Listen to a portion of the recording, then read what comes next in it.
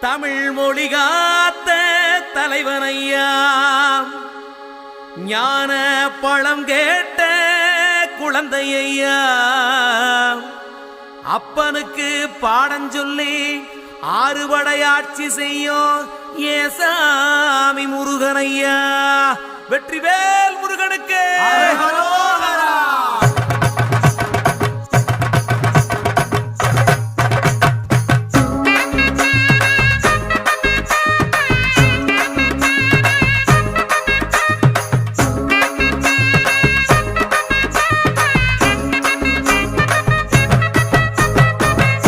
சின்ன